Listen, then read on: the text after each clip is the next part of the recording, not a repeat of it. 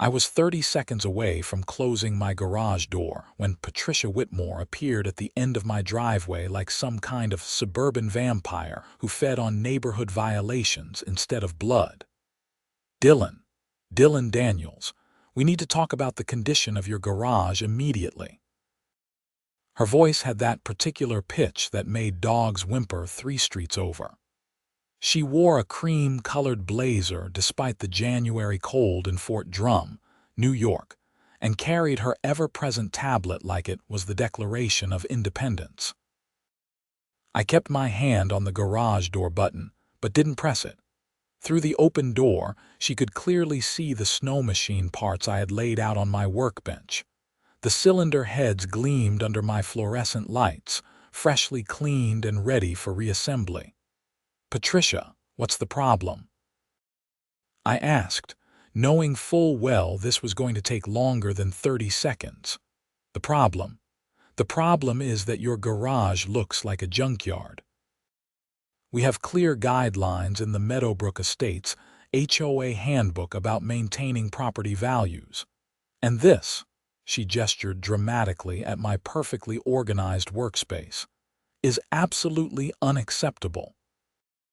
I took a breath, reminding myself that explaining anything to Patricia Whitmore was like trying to teach quantum physics to a goldfish.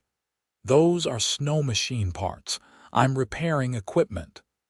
I can see what they are, Dylan. What I cannot see is how you think it's appropriate to run some kind of automotive shop out of your garage in a residential neighborhood. This is a clear violation of Section 4.2.8 of our covenants, which specifically prohibits commercial activities. I'm not running a shop. I work on snow machines for the National Guard base. Patricia's eyes narrowed like a hawk spotting a particularly slow rabbit. "So you're admitting this is a business operation?" "No, Patricia. I'm a civilian contractor. I repair the snow machines that the National Guard uses for training and operations. It's important work, and I do it from home because that's literally part of my contract with them." She tapped something on her tablet with enough force that I worried she might crack the screen. "Important work or not, you're violating the HOA covenants. I'm giving you a verbal warning right now, and if these parts aren't cleared out by next week's inspection, you'll be fined $500. $500 for fixing equipment that helps protect this country. For violating the terms you agreed to when you purchased this home." Patricia's smile was the kind you see on a cat playing with a mouse. "1 week, Dylan. Clean it up or pay up." She turned on her heel and marched back down my driveway, probably already composing the email she'd send to the entire HOA board about my transgression. I watched her go, then looked back at the snow machine cylinder heads on my workbench. The National Guard needed these parts by Thursday.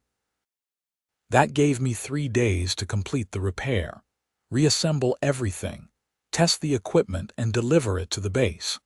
I pressed the garage door button and let it close, shutting out the cold and Patricia's judgment. My phone rang before I even got back to my workbench.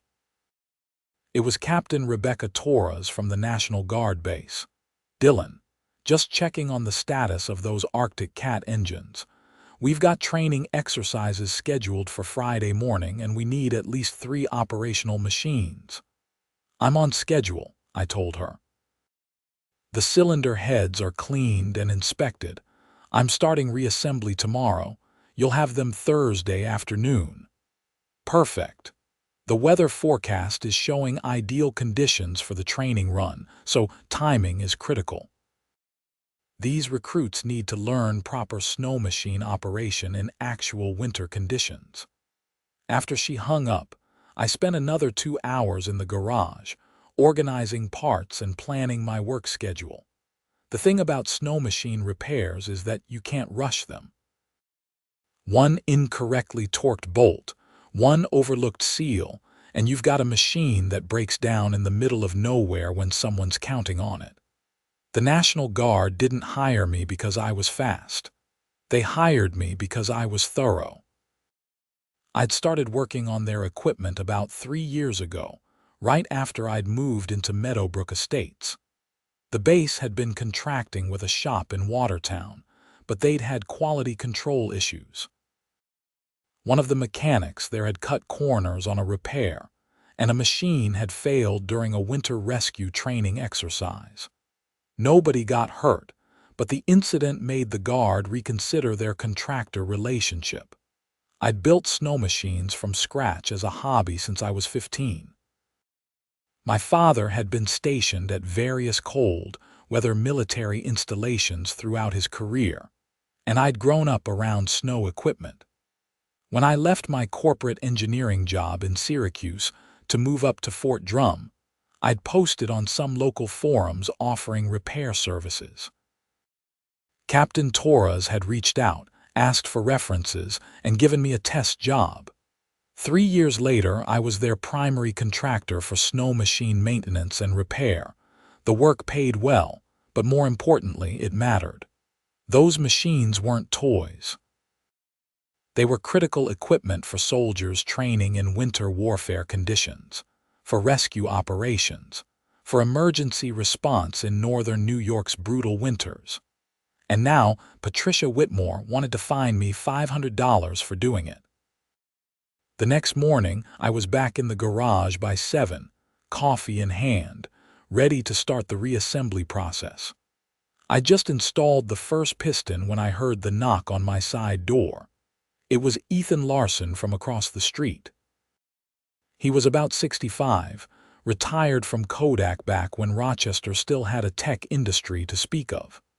"Saw Patricia giving you grief yesterday," he said, stepping into the garage. "What's her problem this time?" "She thinks I'm running an illegal business out of my garage.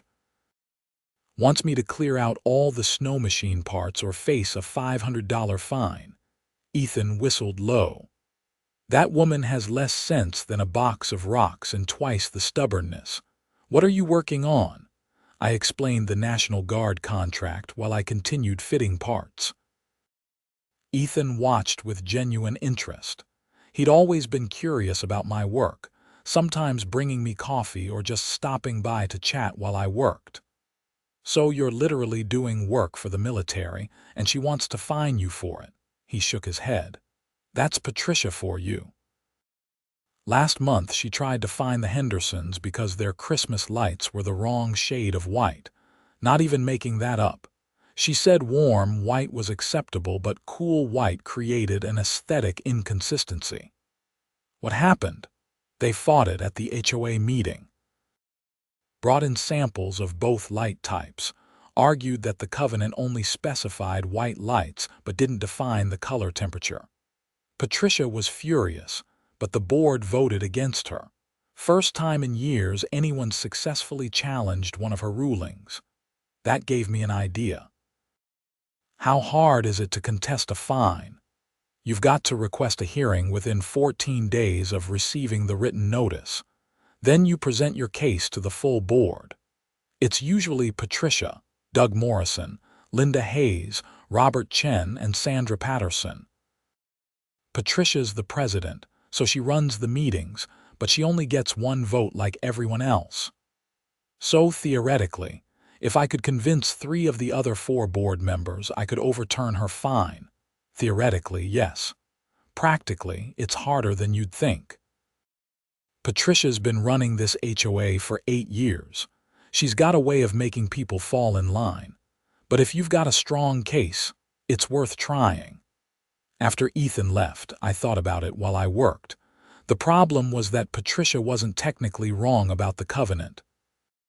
Section 4.2.8 did prohibit commercial activities. What she was wrong about was the interpretation. I wasn't running a business open to the public. I was a contractor working on a specific government contract, completing work that had to be done somewhere. I finished installing the pistons and moved on to the cylinder heads, torquing each bolt to the exact specifications. The work required focus, so I pushed thoughts of the HOA aside and concentrated on the machinery in front of me. By Wednesday afternoon, I had 2 engines completely reassembled and was halfway through the third. My phone rang again, this time showing an unknown number. "Mr. Daniels. This is Sharon from the Meadowbrook Estates HOA Management Company. I'm calling to inform you that you've been issued a formal violation notice for unauthorized commercial activity. The written notice will arrive in the mail, but you're being fined $500, payable within 30 days. If you wish to contest this fine, you must submit a written request for a hearing within 14 days of receiving the written notice." "I'll be contesting it," I said immediately. "Understood. The written notice will include instructions for the appeals process. Have a good day, Mr. Daniels." She hung up before I could respond. The whole call had taken maybe 45 seconds. Patricia's efficiency was almost admirable in its ruthlessness. I went back to work, but my mind kept circling back to the hearing. I'd need to present a compelling case. The covenant language was clear, but there had to be some precedent for home-based work. People in the neighborhood worked from home all the time. Doug Morrison, 2 streets over, was a software consultant who definitely conducted business from his home office. Linda Hayes ran some kind of online retail operation selling handmade jewelry. The difference, Patricia would argue, was that their work didn't involve storing industrial equipment in their garages. By Thursday afternoon, I had all 3 snow machines completely repaired and ready for delivery. I loaded them onto my trailer, secured everything properly, and drove to the National Guard base. The guard at the gate waved me through after checking my contractor ID. Captain Torres met me at the maintenance facility.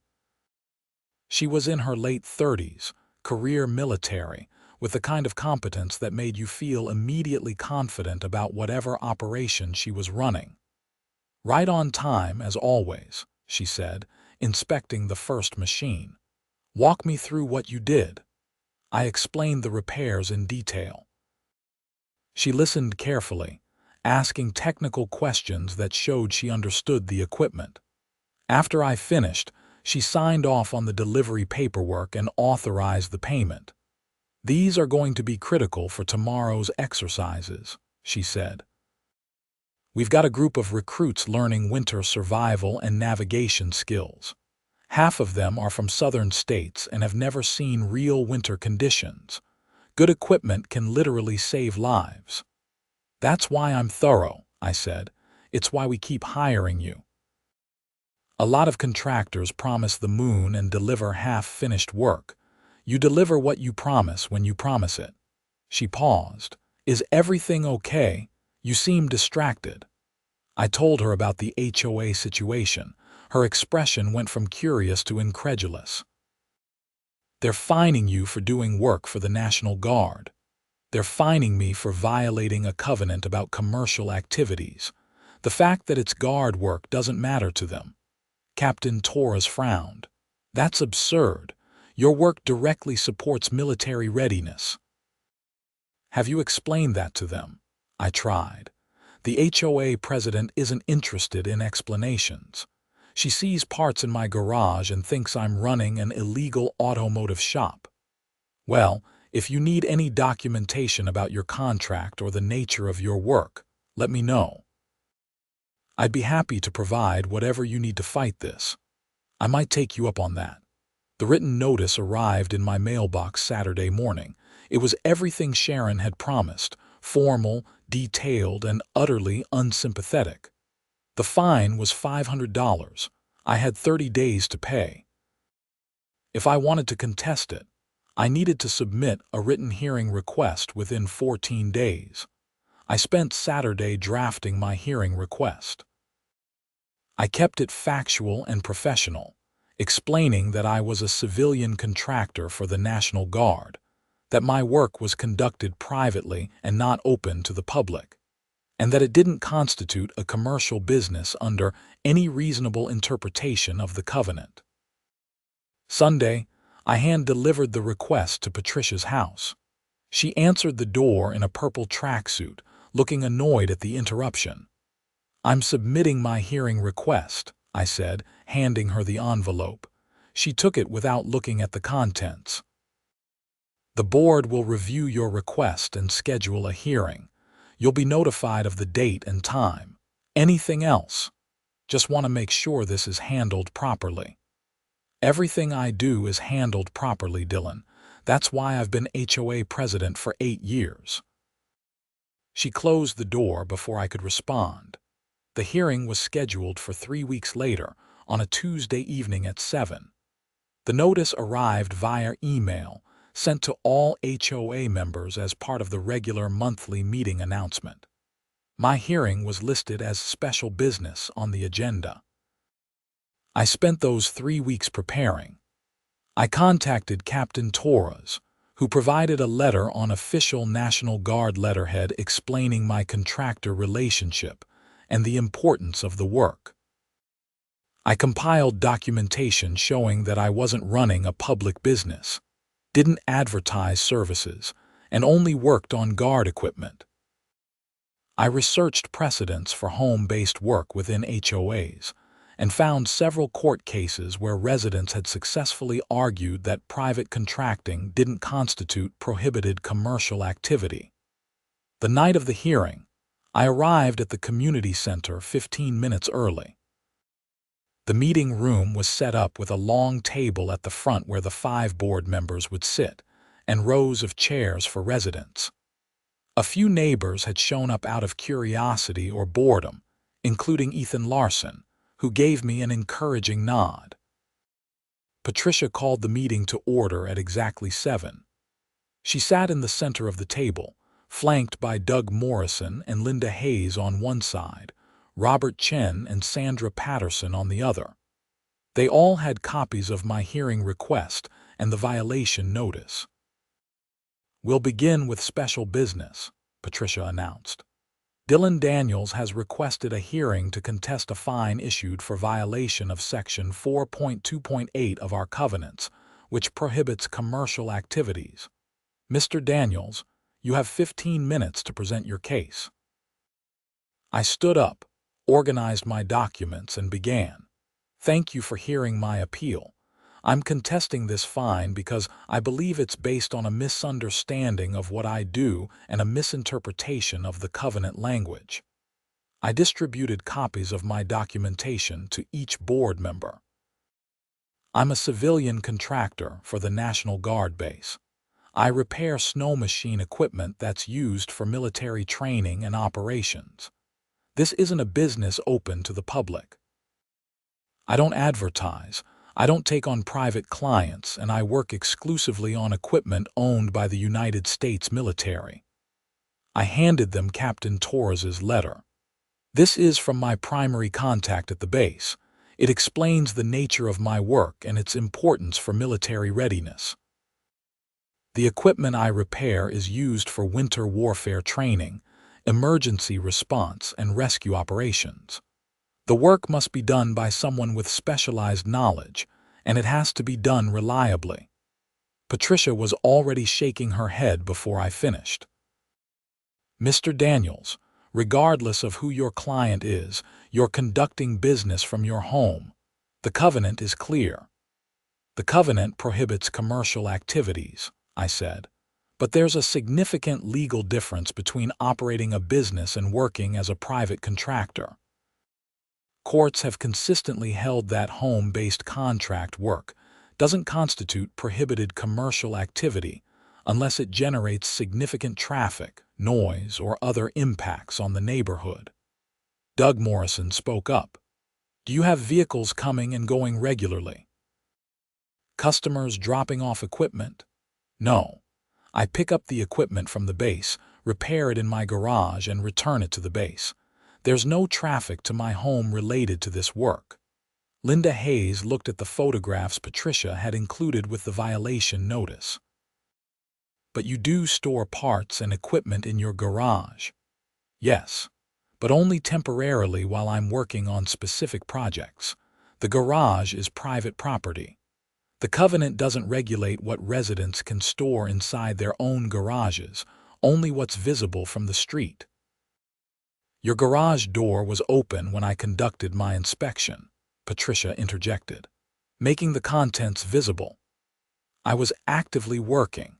Should I keep my garage door closed while using power tools and dealing with engine exhaust? Robert Chen had been reading through the documentation quietly. Now he looked up. Mr. Daniels, how often do you work on these machines? Is this a full-time operation? I get projects from the base every few weeks, depending on their maintenance schedule and operational needs. Each project takes anywhere from a few days to a week. I'd estimate I spend maybe 20 to 30% of my time on this work. And the rest of the time? Sandra Patterson asked. I'm an engineering consultant. Most of that work is done on a computer. The snow machine repairs are specialized work that supplements my primary income. Patricia clearly sensed the board's interest in my case and moved to shut it down. The specifics of Mr. Daniels's work schedule are irrelevant. The covenant prohibits commercial activities. He's engaged in commercial activity. The fine stands. Actually, Patricia, I think the specifics are very relevant, Robert Chen said. The covenant is meant to prevent people from running businesses that negatively impact the neighborhood. I'm not seeing how occasional repairs done inside a garage constitute that kind of impact. The impact is on property values, Patricia insisted. If word gets out that residents can run automotive shops from their homes, the entire neighborhood's reputation will suffer.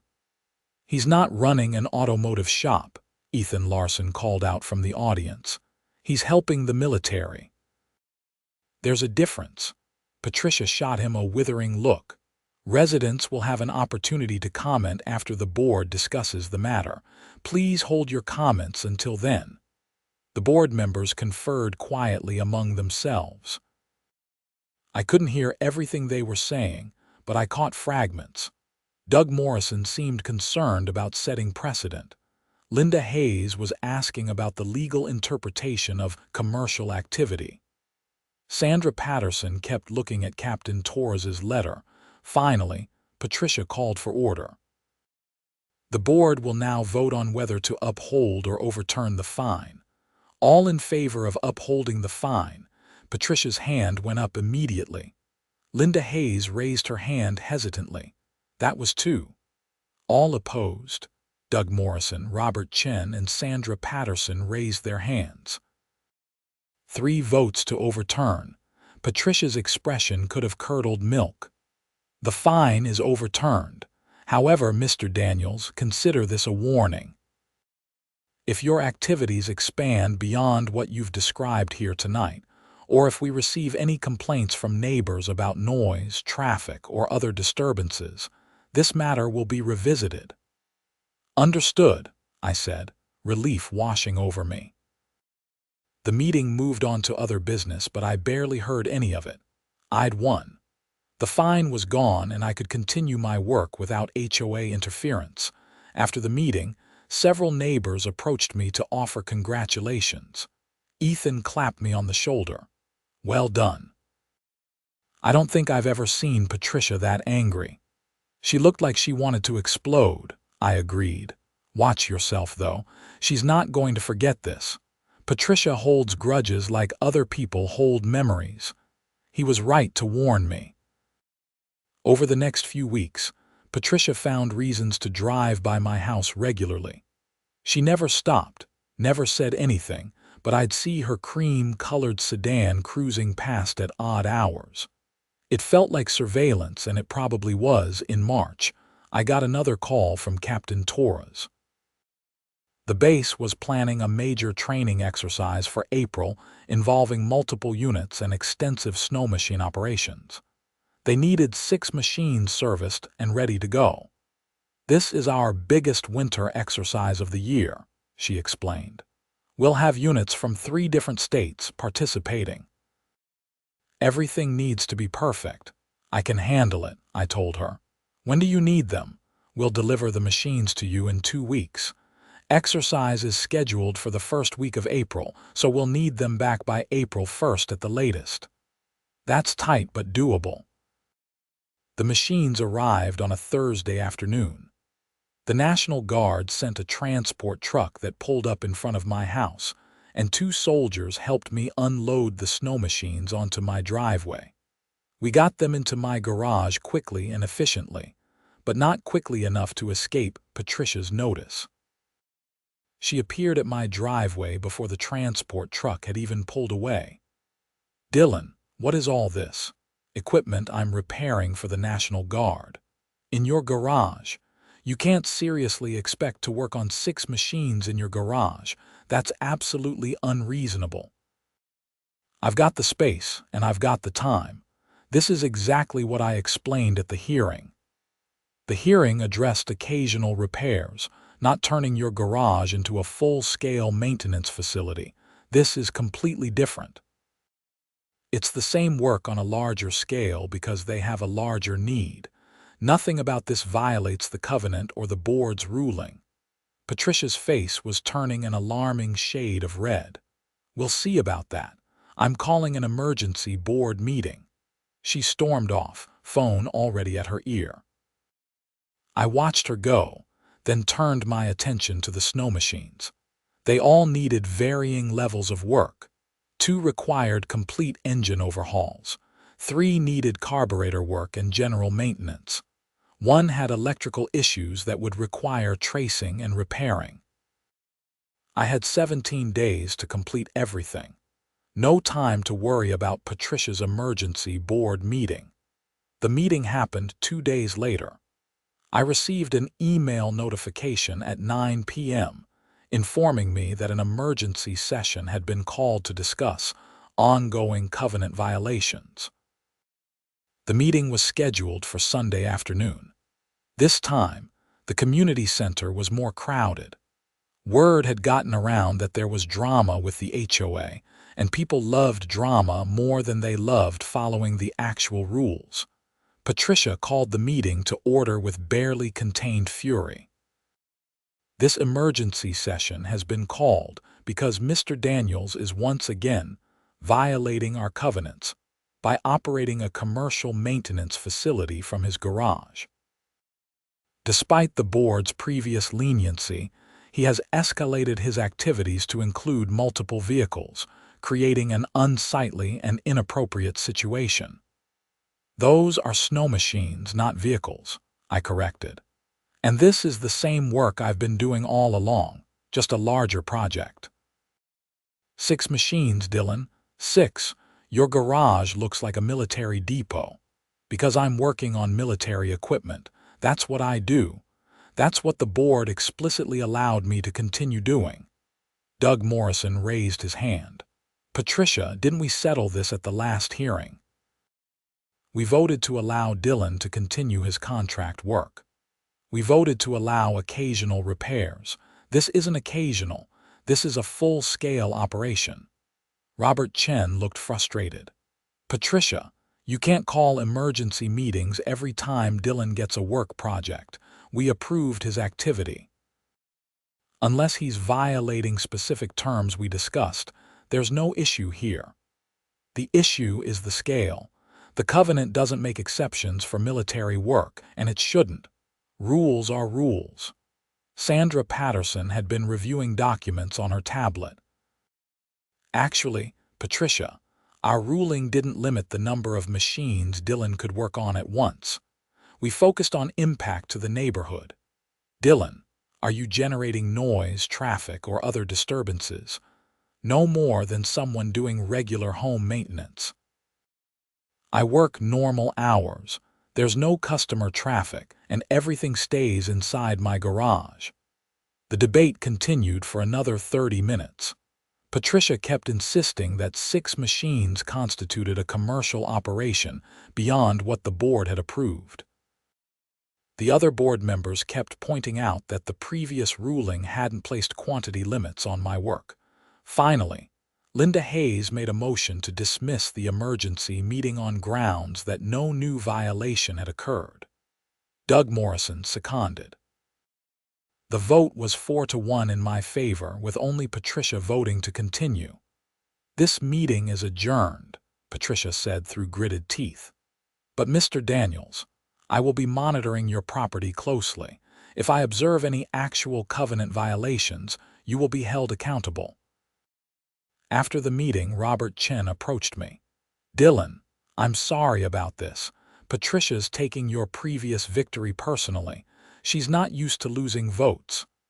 I appreciate you and the others being reasonable about this. It's not about being reasonable, it's about following our own rules. We made a decision at the hearing, and that decision stands unless circumstances change significantly." He paused. "Just between us, you might want to document everything you're doing. Keep records of your work schedule, the times you're in your garage, everything. If Patricia's looking for violations, having detailed documentation will protect you." I took his advice seriously. Starting that night, I kept a daily log of my work hours, what I was doing, and any activities around my house that could be relevant. I also set up a simple security camera covering my driveway and garage entrance, just to have video evidence if Patricia tried to claim I was doing something I wasn't. The work on the 6 snow machines progressed steadily. 2 of the complete engine overhauls were finished by the end of the first week. I moved on to the carburetor work, which was tedious but straightforward. The electrical issue took longer than expected because I had to trace a short through several systems, but I finally found it in a damaged wire harness. Throughout all of this, Patricia drove by my house at least twice a day. Sometimes she'd slow down, clearly trying to see into my garage if the door was open. Other times she'd park across the street for a few minutes, just watching. It was creepy and probably violated some kind of harassment policy, but I didn't have time to deal with it. By March 28th, I had 5 machines completely finished. The 6th had given me more trouble than expected.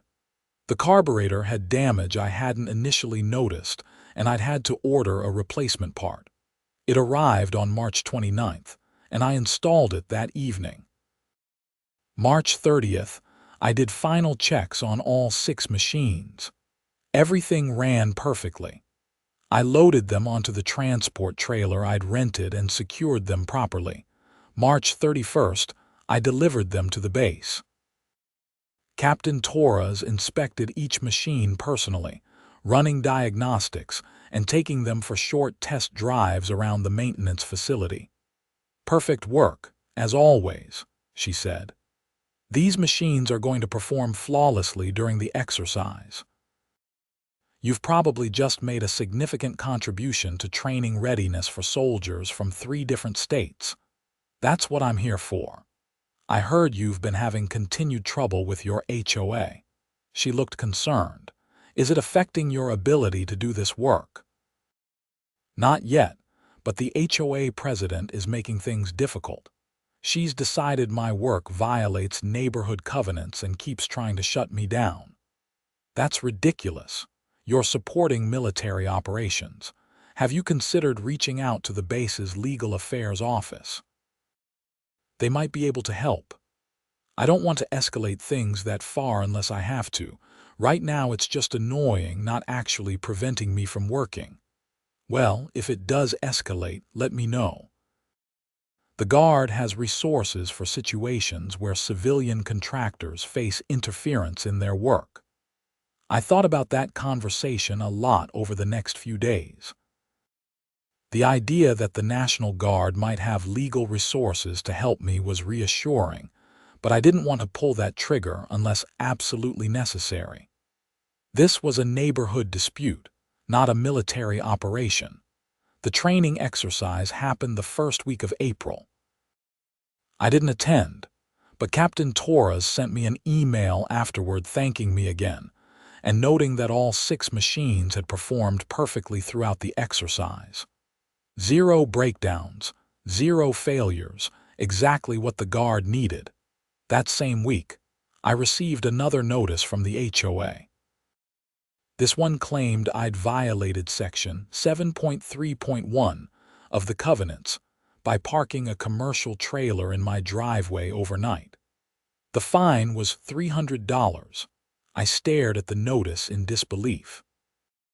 The trailer had been in my driveway for exactly one night, the evening before I delivered the snow machines to the base. I'd rented it specifically for that transport, used it, and returned it the same day. This was getting absurd. I called Robert Chen directly. I just got a fine for parking a rental trailer in my driveway overnight. This is harassment. I haven't seen that notice yet. Did Patricia issue it directly? It came through the management company, but I'm assuming Patricia reported it. Section 7.3.1 does prohibit commercial trailers, but enforcement is supposed to be reasonable. A one-night rental for personal use isn't what that section is meant to address. I'll talk to the other board members. This is getting out of hand. The next HOA board meeting was scheduled for the following Tuesday. I didn't receive any advance notice that my trailer situation would be discussed, but when I showed up to attend the open meeting, it was listed on the agenda. This time, Patricia didn't bother with preliminaries. Mr. Daniels has once again violated our covenants by parking a commercial trailer in his driveway. This is unacceptable and demonstrates a pattern of disregard for neighborhood rules. It was a rental trailer that I used for one day to transport equipment, I said. I picked it up in the afternoon, loaded it that evening, and returned it the next morning after making my delivery. It was in my driveway for less than 18 hours. The covenant doesn't specify duration. Commercial trailers are prohibited. Doug Morrison looked exasperated. Patricia, this is ridiculous. The rule exists to prevent people from permanently storing work trailers in their driveways. Dylan rented a trailer for a day to move equipment. That's not what the covenant is meant to address. Rules don't have intent, Doug. They have language. The language prohibits commercial trailers. Dylan parked a commercial trailer. That's a violation. Sandra Patterson shook her head. Patricia, I'm voting to dismiss this fine. This is clearly a good faith use of a rental trailer for personal purposes. We can't fine residents for every technical interpretation of covenant language. I second that motion, Robert Chen said immediately. The vote was 4-1 again. Patricia was the only vote to uphold the fine. After the meeting, Linda Hayes approached me quietly. Dylan, I need to tell you something. Patricia's been talking about getting legal counsel to pursue this matter further. She's convinced you're running an illegal business and that the board isn't taking it seriously enough. Legal counsel, for what? She wants to build a case that your activities violate the covenants and that you should be forced to stop working from home entirely. She's talking about injunctions, cease and desist orders, the whole 9 yards. Can she do that? She can try. The HOA has funds for legal expenses if the board approves, but given how the board has been voting lately, I don't think she'll get approval. My guess is she might try to pursue it personally. That was a concerning thought.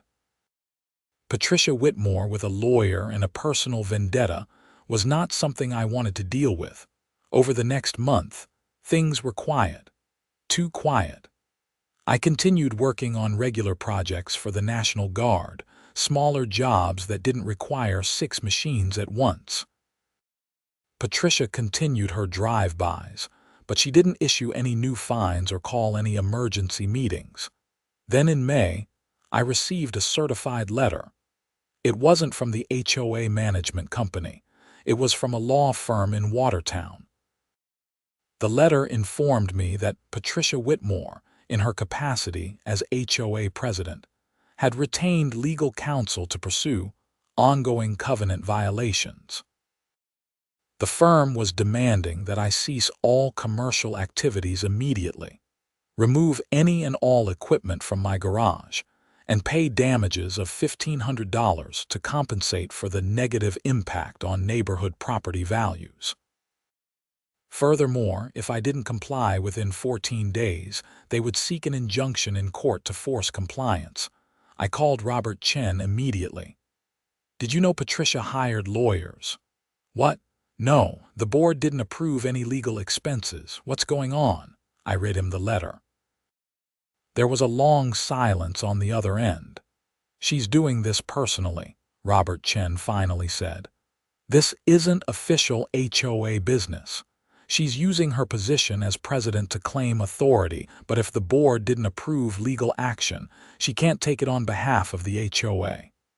So what do I do? You need to get your own lawyer. This is serious. If she's threatening court action, you need legal representation. But also, this might be improper use of her HOA authority. She can't unilaterally hire lawyers and claim to represent the HOA without board approval. I contacted a lawyer in Syracuse who specialized in HOA disputes. Her name was Jennifer Matthews, and she had a reputation for being tough but fair. I explained the entire situation over the phone, then sent her all my documentation. 2 days later, she called me back. This is one of the strangest HOA cases I've seen, and I've seen a lot of strange ones. Patricia Whitmore is way out of bounds here.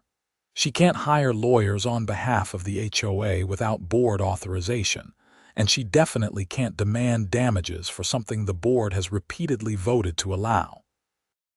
So what's our response? I'm going to send a letter to her lawyer explaining that Mrs. Whitmore doesn't have authority to pursue this action, that your activities have been explicitly approved by the HOA board, and that, if they continue this harassment, we'll consider counteraction for abuse of process. I'm also going to send a copy to the full HOA board and suggest they censure Mrs. Whitmore for misusing her authority. Will that work? Depends on how reasonable her lawyer is. Some attorneys will back off immediately when they realize their client misrepresented the situation. Others will push forward regardless. But either way, we're establishing a clear record that you've done nothing wrong. Jennifer's letter went out that week. 3 days later, I got a call from Patricia's lawyer directly. Mr. Daniels, this is Mark Hutchinson. I represent Mrs. Whitmore in the HOA matter. I've reviewed your attorney's response and done some additional research into the situation. I'm withdrawing from representation of Mrs. Whitmore effective immediately. Why? Because she misrepresented the facts when she hired me. She claimed to have full board authority for legal action, which she doesn't. She claimed you were running a commercial business in violation of clear covenant language, but the board has repeatedly ruled in your favor. And she failed to mention that you work for the National Guard. I don't take cases where clients mislead me, and I especially don't take cases that might interfere with military operations. After he hung up, I felt a surge of relief. Patricia had lost her lawyer. That should be the end of it, but I'd underestimated her determination. 2 weeks later, she filed a formal complaint with the county zoning board, claiming that my activities violated residential zoning laws. The complaint alleged that I was operating an automotive repair facility in a residentially zoned neighborhood, which was prohibited under county code. The zoning board sent an investigator to my house. His name was Tom Richardson, and he was a career county employee who'd probably seen every kind of zoning dispute imaginable. Mr. Daniels, I'm here to investigate a complaint about commercial activity at this address. Can you tell me what kind of work you do here? I explained everything again. The National Guard contract, the specialized nature of the work, the lack of public business, everything. Tom walked around my property, looked in my garage, took some notes. How many people work here besides you? Just me. Do customers come to this location? No. I pick up equipment from the National Guard base, work on it here, and return it to the base. How much traffic does this generate? I drive to the base maybe once or twice a week, depending on projects. That's it. Tom nodded, making more notes. And how often do you have deliveries of parts or supplies? Maybe once or twice a month. Standard UPS or FedEx deliveries, same as anyone ordering from Amazon. Okay, I'll file my report with the board. You should have a decision within 30 days.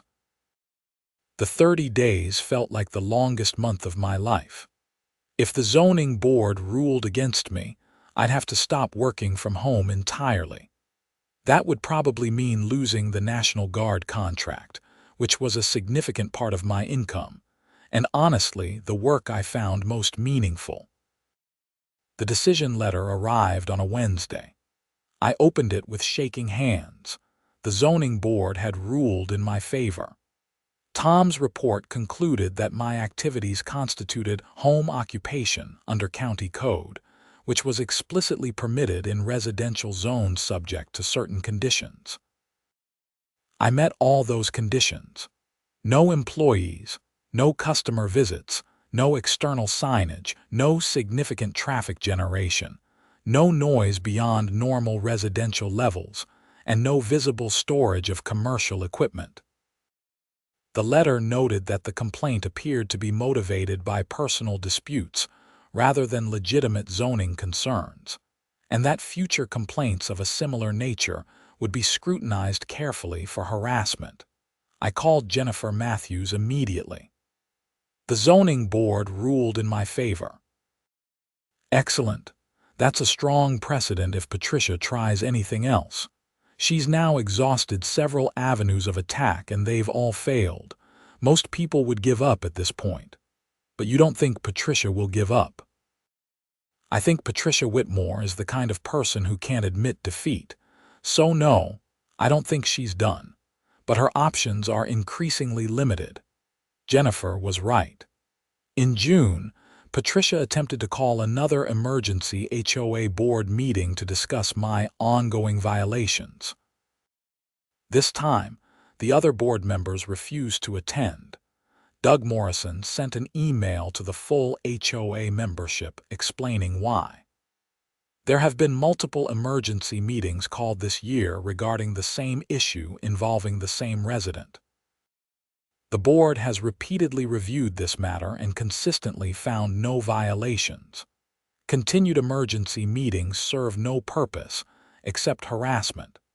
Unless new evidence of actual violations emerges, this matter is closed. Patricia responded with a furious email claiming the board was shirking its duties and allowing the neighborhood to deteriorate. Several residents replied telling her to leave me alone. The email thread devolved into a neighborhood-wide argument that had the HOA management company threatening to shut down the email list entirely. Then in July, something unexpected happened. I got a call from a reporter at the Watertown Daily Times. Her name was Amanda, and she'd heard about the HOA dispute. Mr. Daniels, I'm working on a story about HOA overreach and how it can affect residents who work from home.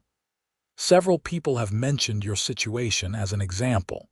Would you be willing to talk to me? I hesitated. Going public felt like escalation. But on the other hand, maybe public attention would finally convince Patricia to back off. What kind of story are you writing? It's a broader piece about work-from-home trends and how some HOAs are struggling to adapt their rules to modern employment situations. Your case is interesting because you're not just working from home, you're supporting military operations. That's a compelling angle. Let me think about it. I called Jennifer Matthews for advice. Should I talk to a reporter? That's your decision, but I'd say yes. Public attention might help. HOAs generally don't like negative press, and Patricia's behavior is definitely newsworthy. Just stick to facts and don't get emotional or personal. I called Amanda back and agreed to an interview. We met at a coffee shop in Watertown and I explained the entire situation. She took detailed notes and asked smart questions. "Have you ever thought about moving?" she asked. "Why should I move? I bought this house. I'm following the rules. I'm not the problem here." "That's a great quote," she said, writing it down. The article ran 2 weeks later on the front page of the local section. The headline was "Local HOA President Targets Military Contractor in Dispute Over Home-Based Work." It was fair and factual, presenting both sides but making it pretty clear that Patricia's position was unreasonable. The article quoted Patricia defending her actions. "Rules exist for a reason. We can't make exceptions just because someone claims their work is important. If we allow one person to run a business from their home, we have to allow everyone, and the neighborhood will suffer." But it also quoted Captain Torres from the National Guard. "Mr. Daniels provides critical support for our training and operational readiness. His work is professional, reliable, and important for military preparedness. It's concerning that a civilian HOA would attempt to interfere with that support." The article included quotes from several of my neighbors supporting me, and noted that the HOA board had repeatedly ruled in my favor. The reaction was immediate. The HOA email list exploded with comments. Most residents were supportive of me and critical of Patricia. A few supported her position, arguing that rules were rules regardless of circumstances. The Watertown Daily Times article got picked up by a local TV station, which sent a crew to interview me and to try to interview Patricia. I did a brief on-camera interview in my garage, showing the snowmachine parts I was working on and explaining the work. Patricia refused to appear on camera, but issued a written statement defending her position. The TV piece aired that evening, and suddenly, my situation was all over local social media. People were taking sides, arguing about HOA authority, debating whether military contractor work should get special treatment. Through all of this, I just kept working. The National Guard kept sending me projects and I kept completing them. Whatever drama was happening in the HOA world, those snow machines still needed to be repaired. In August, a petition started circulating among HOA residents calling for Patricia's removal as president. It needed signatures from 20% of homeowners to force a special election. The petition hit that threshold in 5 days. The special election was scheduled for September. Patricia would face a challenger, Doug Morrison, who'd served on the board for years and was well respected in the neighborhood. Patricia campaigned hard, sending emails arguing that removing her would create chaos and undermine HOA authority. Doug ran on a platform of reasonable governance and common sense interpretation of covenants. The election was held on a Tuesday evening at the community center. Turnout was the highest anyone could remember for an HOA election. When the votes were counted, Doug Morrison had won by a margin of almost 2-1. Patricia gave a brief, bitter concession speech. "I hope the neighborhood is prepared for the consequences of abandoning standards and discipline. Don't come crying to me when property values plummet because everyone's running businesses from their homes." Doug's acceptance speech was more gracious. HOAs exist to maintain neighborhoods, not to make residents' lives miserable. Our job is to enforce reasonable rules reasonably, and to remember that our neighbors are human beings, not violations waiting to happen. That's how I'll govern. After the election, I thought everything would finally settle down. Patricia was no longer president. Doug and the rest of the board had consistently supported me, and public opinion was firmly on my side. But Patricia Whitmore was not done. In October, I received a lawsuit, not from the HOA but from Patricia personally. She was suing me for harassment, defamation, and intentional infliction of emotional distress, claiming that my actions had caused her to lose her position as HOA president and had damaged her reputation in the community. The lawsuit was absurd on its face. I hadn't harassed her, I hadn't defamed her, and any damage to her reputation was self-inflicted through her own unreasonable behavior. But absurd or not, it was a real lawsuit that required a real response. I hired Jennifer Matthews to defend me. She filed a motion to dismiss, arguing that the lawsuit was frivolous and retaliatory. "This is a slap suit," Jennifer explained. "Strategic lawsuit against public participation. Patricia's trying to punish you for defending yourself and speaking to the media."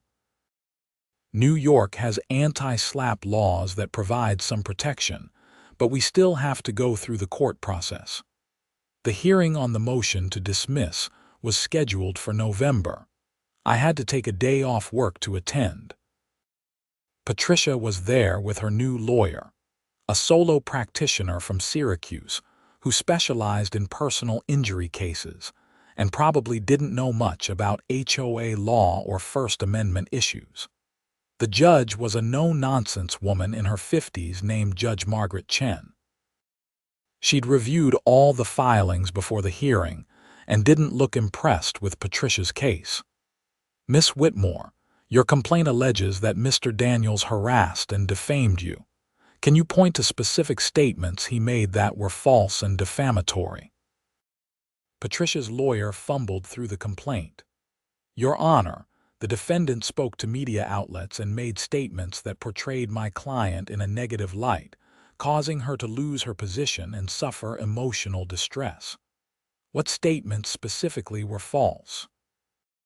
"He claimed that my client was harassing him when she was simply enforcing HOA covenants." "Was she enforcing covenants?" "She was attempting to, yes, but the defendant's characterization of those efforts as harassment was false and defamatory." Judge Chen looked skeptical. "Characterizing someone's actions as harassment is an opinion, not a statement of fact. Opinions are protected speech. What false factual statements did the defendant make?" Patricia's lawyer couldn't provide any, because I hadn't made any false statements. I described what Patricia had done, accurately, and characterized it as harassment, which was a reasonable opinion based on those facts. Judge Chen spent about 15 more minutes questioning Patricia's lawyer, then announced her ruling. "The lawsuit is dismissed with prejudice. Miss Whitmore's complaint fails to identify any actionable statements and appears to be retaliatory in nature. Mr. Daniels is awarded costs and attorney fees. Furthermore, I'm sanctioning Miss Whitmore's counsel for filing a frivolous lawsuit. This case should never have been filed." Patricia's face went pale. Her lawyer looked like he wanted to disappear into the floor. "Your Honor," Jennifer Matthews stood up. "Given the pattern of harassment my client has experienced from Miss Whitmore, we'd like to request a restraining order preventing further contact." "Granted, Miss Whitmore. You are hereby ordered to have no contact with Mr. Daniels, except as absolutely necessary for HOA business conducted through proper official channels. Any violation of this order will result in contempt charges. Do you understand?" Patricia nodded stiffly. After the hearing, Jennifer and I stood outside the courthouse. "That went as well as it could possibly have gone," she said.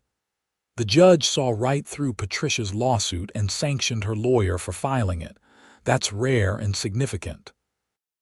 Plus, you've got a restraining order now, so if Patricia tries to contact you directly again, she faces criminal contempt charges." "You think she's finally done?" "I think she has to be. She's exhausted every legal avenue and lost every time. Her lawyer just got sanctioned. She's under a restraining order. If she keeps going after you now, she's looking at serious legal consequences." Over the winter, things finally returned to normal. I continued working on National Guard projects. The new HOA board, led by Doug Morrison, left me alone entirely. Patricia kept her distance, probably terrified of violating the restraining order.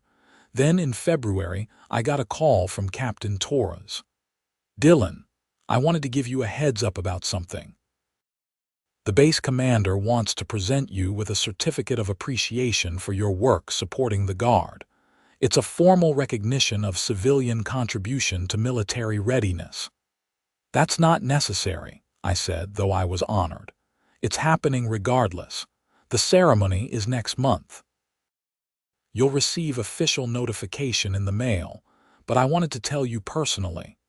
Your work over the past few years has been exemplary, and the Guard wants to recognize that." The ceremony happened in March at the base headquarters. It was a formal military event with officers in dress uniforms. The base commander, Colonel James Bradford, presented the certificate in front of assembled Guard members and other civilian contractors. "Mr. Daniels has provided outstanding support for this unit's training and operational readiness," Colonel Bradford said. "His expertise, reliability, and commitment to quality work have directly contributed to the safety and preparedness of soldiers under my command. On behalf of the New York Army National Guard, I'm honored to present this certificate of appreciation." The assembled soldiers applauded. Captain Torres was beaming. I shook the colonel's hand, feeling genuinely moved by the recognition. The local newspaper covered the ceremony. Another article, this one with the headline "HOA Target Receives Military Honor." The article recapped the entire dispute and noted the contrast between Patricia's attempts to shut down my work and the National Guard's formal recognition of it.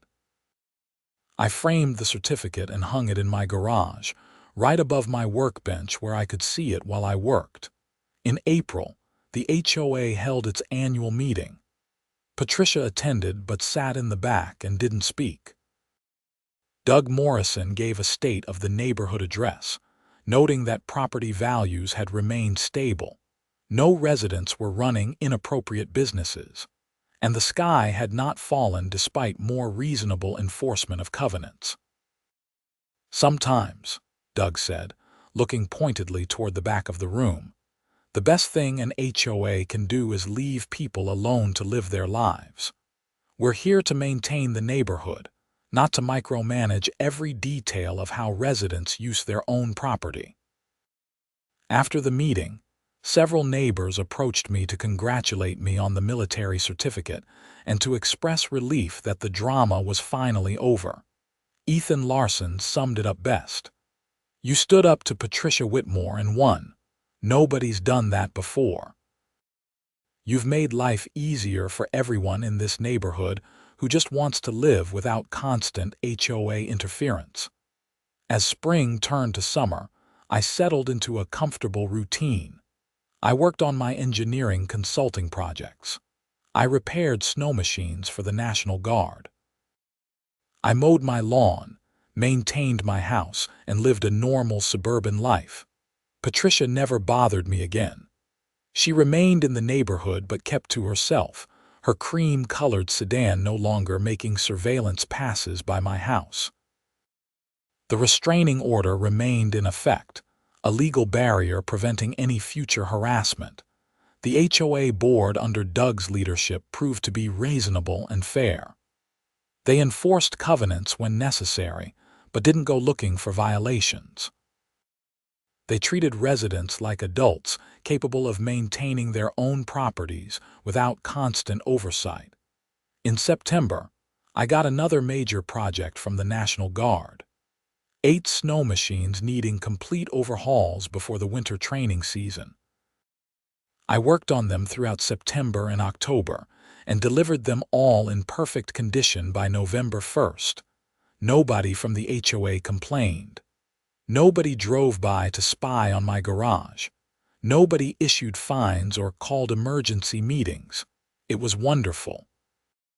Standing in my garage that November evening, looking at the empty workbench after delivering the last snow machine, I felt a deep sense of satisfaction. Not just about the work, though that was always satisfying, but about having defended my right to do this work, about having stood up to unreasonable authority, about having won. The certificate from the National Guard hung on the wall above my bench. Below it, I'd added a framed copy of the judge's order dismissing Patricia's lawsuit. Together, they represented two sides of the same story: recognition for doing good work and vindication for defending my right to do it. My phone buzzed with a text from Captain Torres. Equipment arrived in perfect condition. All 8 machines passed inspection. You've outdone yourself again. Thank you for your continued excellent work.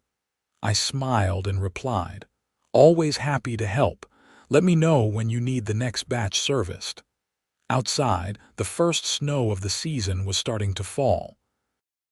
Winter was coming, which meant the National Guard would need their snow machines in top condition, which meant I'd be in my garage, doing the work I loved, supporting the soldiers who trained in the harsh northern New York winters, and nobody was going to stop me.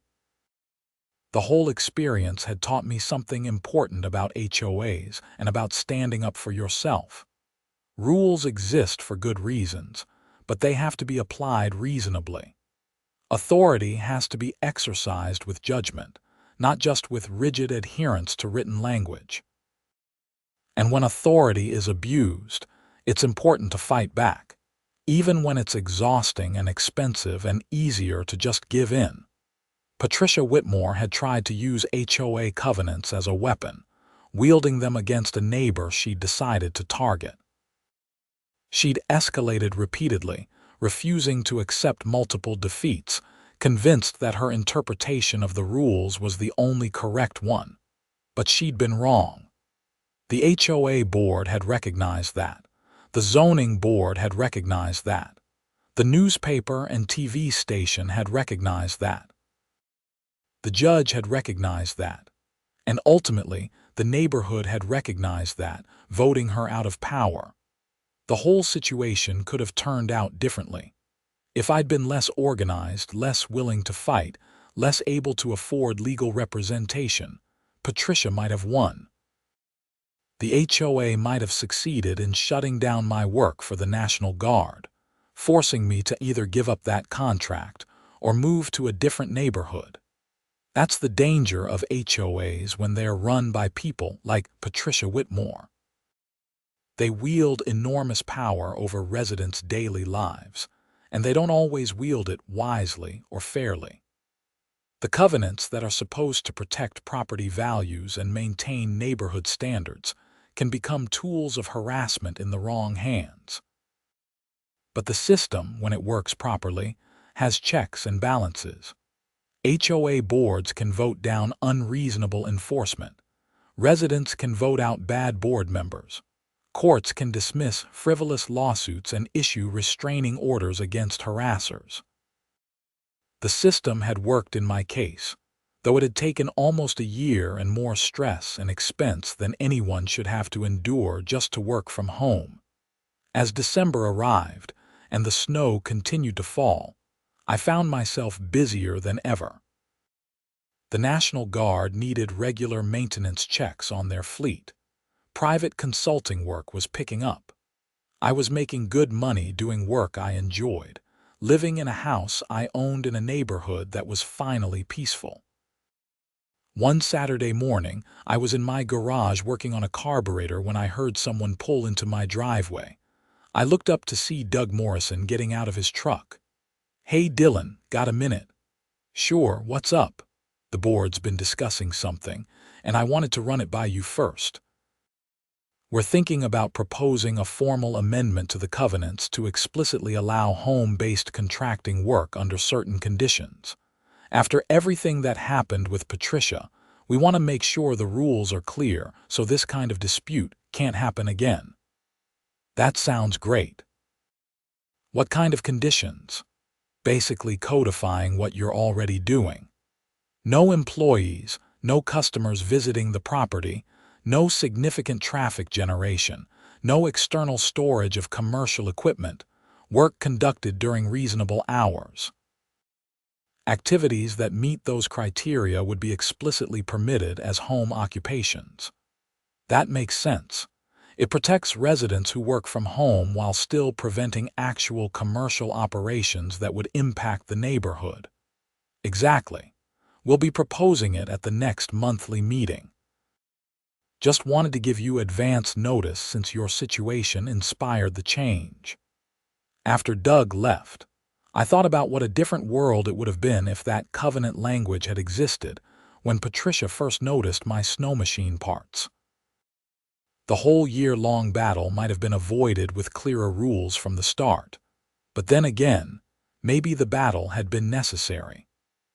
Maybe Patricia would have found some other interpretation to attack me with, some other angle to pursue her campaign of harassment. Some people are just determined to exercise power over others, and no amount of clear language will stop them. What stops them is accountability. Board members who vote down unreasonable enforcement, neighbors who refuse to go along with harassment, journalists who shine light on abuses of authority, courts that dismiss frivolous lawsuits and issue restraining orders. The HOA Covenant Amendment passed at the January meeting with near-unanimous support. Only 2 residents voted against it, arguing that it weakened HOA authority. Patricia didn't attend the meeting.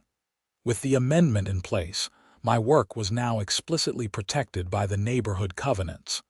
No future HOA president could come after me the way Patricia had. The rules were clear, and I was clearly in compliance. Life settled into a comfortable routine.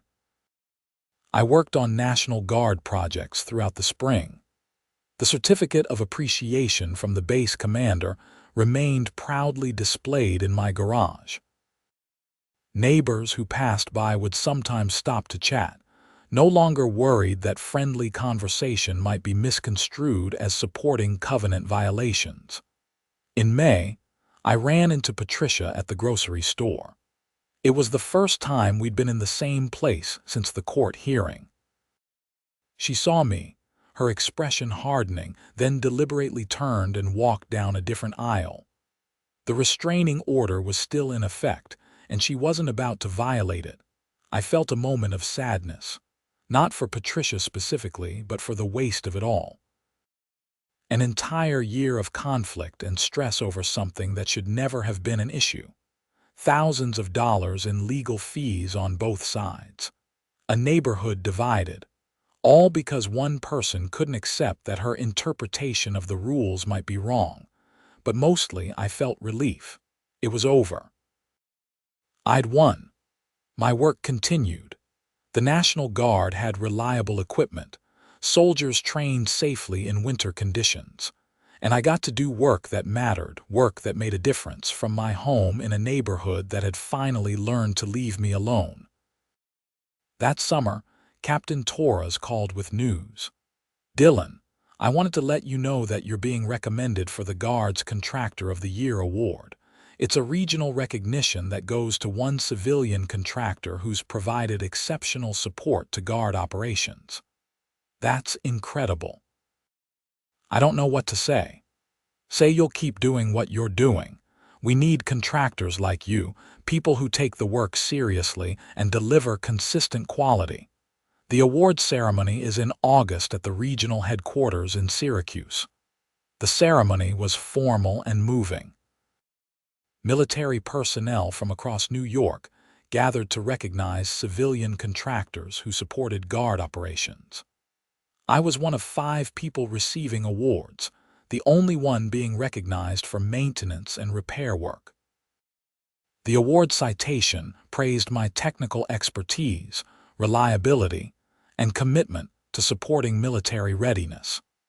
It noted that over 3 years, I'd maintained a perfect quality record with 0 equipment failures attributable to my repair work. Standing on that stage in Syracuse, accepting recognition from senior military officers, I thought about Patricia Whitmore and her conviction that I was running an illegal automotive shop. I thought about the fines, the emergency meetings, the lawsuit, the months of harassment. And I thought about how completely wrong she'd been. The local newspaper covered the award ceremony. Another article, this one focusing on the positive recognition rather than the HOA conflict. The article mentioned the previous dispute, but mainly as context for showing how wrong Patricia had been to target my work. Several neighbors sent congratulatory emails after seeing the article. Doug Morrison posted on the HOA email list praising my achievement and noting that the neighborhood should be proud to have a military contractor of the year living among them. Patricia didn't respond to any of it. She'd gone silent, probably finally accepting that she'd lost completely and comprehensively. As fall approached and another winter season loomed, I prepared for the busy time. The National Guard would need their full fleet of snow machines serviced and ready. Training exercises would resume. Soldiers would head out into the New York winter to learn survival skills and operational readiness, and I'd be in my garage, doing the work that supported all of it. Working with parts and tools and engines, transforming broken equipment into reliable machines. Doing work that mattered, work that contributed something meaningful beyond just earning a paycheck. The HOA covenant amendment protecting home-based contractors was now part of the official neighborhood rules. Future residents working from home would benefit from the clarity that amendment provided. And they'd never know about the year-long battle that had led to its creation, the harassment and legal fights and community conflict. That was fine. Some battles are worth fighting not for glory but for the principle and the practical outcome. I'd fought because I had to, because giving in would have meant abandoning work I believed in. And I'd won because I was right, because the system ultimately worked, and because enough people recognized that reasonableness should prevail over rigid rule enforcement. Standing in my garage that October evening, beginning work on the first snow machine of the new season, I felt a deep contentment. The work was familiar and satisfying. The parts fit together in precise ways. The engine, once broken, would run smoothly again. Outside, the first frost of the season covered the grass. Winter was coming. The cycle was beginning again, and this time nobody was going to interrupt it with HOA violations and fines and harassment. This time, I could just do the work. My phone buzzed. A text from Captain Torres. First batch of machines ready for pickup, 6 units. Same timeline as last year. Thanks in advance, I replied. I will pick them up Monday morning. They will be ready when you need them. Simple, professional, no drama. Just work that needed doing and someone reliable to do it. Exactly how it should be. The end.